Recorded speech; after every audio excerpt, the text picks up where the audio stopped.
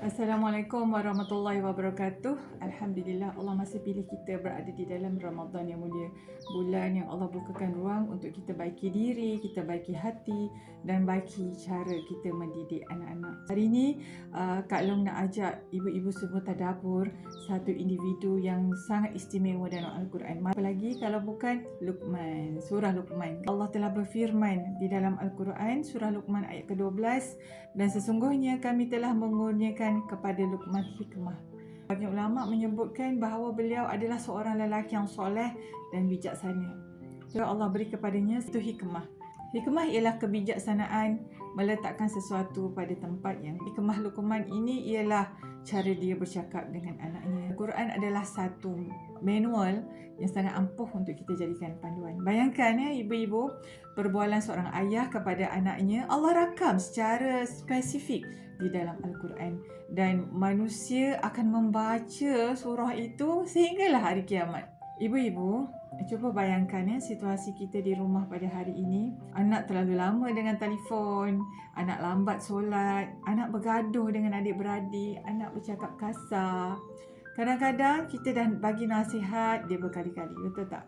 Akhirnya bila dah bagi nasihat tak jalan-jalan, kita pula yang naik angin. Sampai keluarlah perkataan-perkataan yang macam-macam. Berapa kali mama dah cakap? Ini dah kali ke berapa? Kenapa tak dengar-dengar lagi?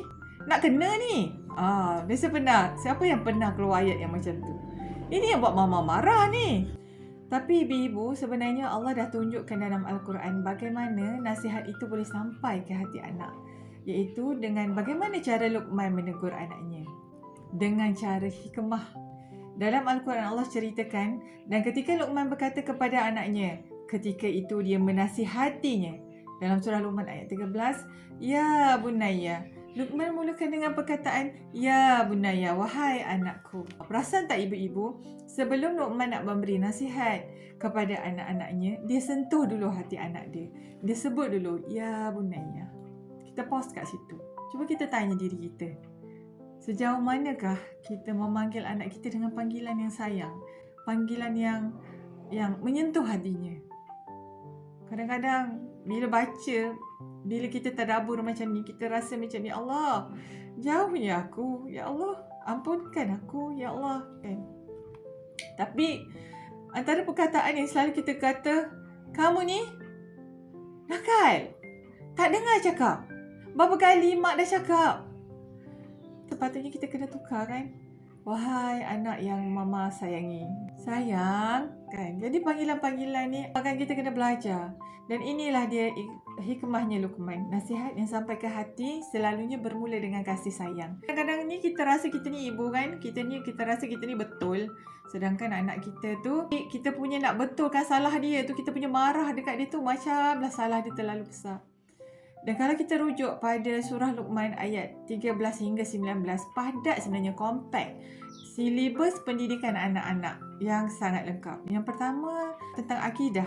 Kenalkan anak kepada Allah. Wahai anakku, janganlah engkau mempersekutukan Allah. Sesungguhnya syirik adalah kezaliman yang besar. Surah Luqman ayat 13.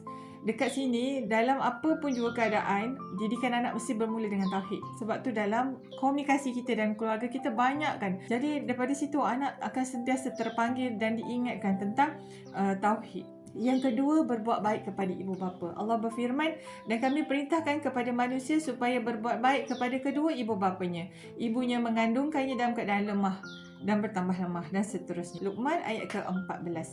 Daripada sini seolah-olah Allah mahu ingatkan anak, selepas kenal Allah, jangan lupa jasa ibu ayah. Sebenarnya bila kita telusuri surah Luqman ni, sebenarnya peringatan untuk kita kan. Kita pun juga sebagai anak, sejauh manakah kita berbakti kepada ibu bapa kita. Yang ketiga, taat kepada ibu ayah selagi tidak melanggar perintah Allah. Jika mereka memaksamu untuk menyekutukan aku dengan sesuatu yang tidak mempunyai ilmu tentangnya, maka janganlah kamu taat kepada mereka, tetapi bergaullah dengan mereka di dunia dengan cara yang baik. Surah Luqman ayat 15. Ini menunjukkan Islam sangat seimbang kan. Macam mana pun layanan ibu dan ayah kepada kita, tetapi kita tetap menghormati mereka selagi tidak melanggar batas syariat. Yang keempat, tanam kesedaran bahawa Allah itu Maha melihat. Wahai anakku, jika ada sesuatu amalan sebesar biji sawi tersembunyi di dalam batu atau di langit, atau di bumi, Allah pasti akan mendatangkannya. Surah Luqman ayat 16. Ini mendidik tentang muraqabah, iaitu rasa Allah sentiasa melihat. Subhanallah, bila sebut tentang perkara ini, bukan saja kita mengajar anak kita yang Allah sentiasa melihat, tetapi juga mengajar diri kita yang Allah sentiasa melihat. Yasmin, apa yang kau dah buat sepanjang kau mendidik anak-anak kau? Kan? Aku sentiasa melihat apa yang kau buat. Aku sentiasa melihat segala jatuh bangun kamu. Kan? Kelima, dirikan solat. Wahai anakku, dirikan solat. Simple, short but sharp. Surah Luqman ayat 17. Solat menjaga hubungan anak dengan Allah. Amal makruf nahi mungkar yang keenam. Suruhlah kepada yang baik dan cegahlah daripada yang mungkar. Surah Luqman ayat ke-17. Didiklah anak menjadi orang yang membawa kebaikan dan mencegah kemungkaran. Dan itulah perkara kita sebagai khalifah Allah di muka bumi yang kita kena laksanakan sungguh-sungguh. Yang ketujuh, bersabar menghadapi ujian dan bersabarlah atas apa yang menimpamu. Surah Luqman ayat 17. Ini membina jiwa yang kuat. Jadi apabila kita diuji, kita sentiasa diingatkan kepada Allah untuk kita bersabar. Sesungguhnya Allah bersama kita, insya-Allah. Yang ke-8, jangan sombong. Janganlah engkau memalingkan wajahmu daripada manusia dengan sombong. Surah Luqman ayat ke-18. Didiklah hati supaya rendah hati. Yang ke-9, jangan berjalan dengan angkuh dan janganlah engkau berjalan di bumi dengan angkuh. Surah Luqman ayat yang ke-18. Dan dari situ kita boleh ingatkan diri kita dan anak-anak supaya berjalan dengan rendah hati. Yang ke-10, lembutkan suara ketika bercakap. Rendahkanlah suaramu. Sesungguhnya seburuk-buruk suara adalah suara keldai. Islam mendidik tentang adab komunikasi. Jadi apabila kita berkomunikasi dengan orang lebih tua, orang lebih muda, jagalah adab komunikasi. Ibu-ibu, hari ini cabaran kita bukan kecil. Telefon di tangan, internet tanpa sepadan, pengaruh media sosial dan rakan, kadang kita rasa takut. Ya Allah, mampukah aku didik anak dalam dunia macam hari ini? Tetapi sahabat, Allah sudah beri contoh dalam Al-Quran. Bukan teori parenting moden, tetapi dialog seorang ayah dengan anaknya. Kadang perubahan besar dalam hidup anak bermula dari perbualan yang kecil di rumah. Kita bukan Luqman, kita tahu. Tetapi kita mempunyai peluang yang sama. Setiap hari kita bercakap dengan anak, siapa tahu dengan nasihat kita ikhlas itu, Allah menjadikan anak itu menjadi orang yang lebih baik daripada sebelumnya. Sahabat, bermula daripada hari ini, mulakan dengan pesanan iman. Mulakan dengan panggilan yang lembut. Semoga dengan itu terbuka hati anak kita dengan nasihat-nasihat yang bakal kita sampaikan. Semoga apa yang dikongsikan memberi manfaat. Wallahualam.